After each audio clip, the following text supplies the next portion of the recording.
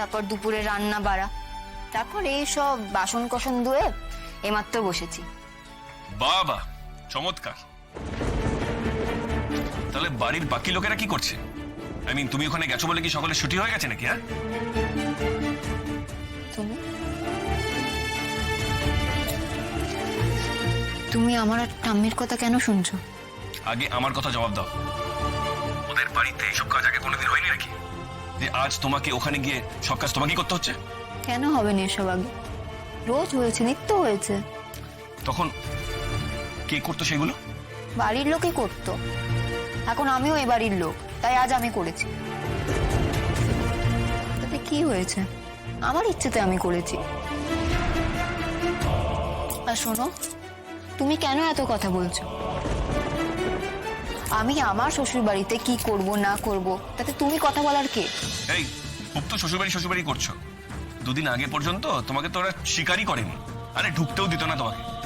সে তখন স্বীকার করেনি তো করেনি, তাতে কি হয়েছে? এখন তো করেছে। হ্যাঁ, সেটা ভেবে আল্লাদে আটখানা হও। আর তোমার বইগুলো তো এখানে ফেলে রেখেছো দেখলাম, নিয়ে তো যাওনি। পড়াশোনার কোনো ইচ্ছে আছে বলে তো কোনো মনে হয় না। ভালো, সব বিসর্জন দিয়ে শ্বশুরবাড়ি করে নাচো। আরে কি সব আশ্চর্য কথা বলেই যাচ্ছ তুমি।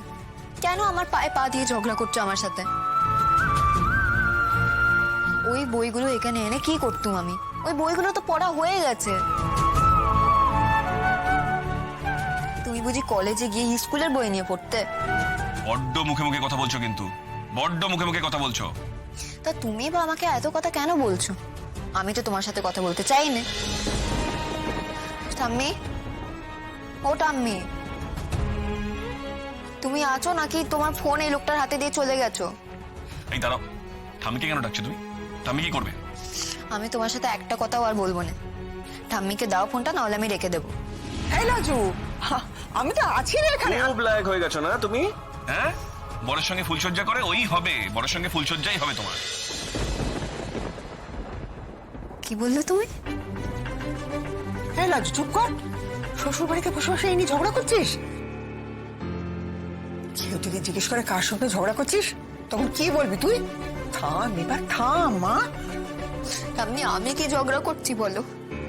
ওই তো তখন থেকে আমাকে কি সব বলে যাচ্ছে। তুমি তোমার নাতিকে বলে দাও ও যেন আমার সঙ্গে একদম কথা না বলে। আমি ওর সঙ্গে আর কোনো দিন কথা বলবো না, কখনো না।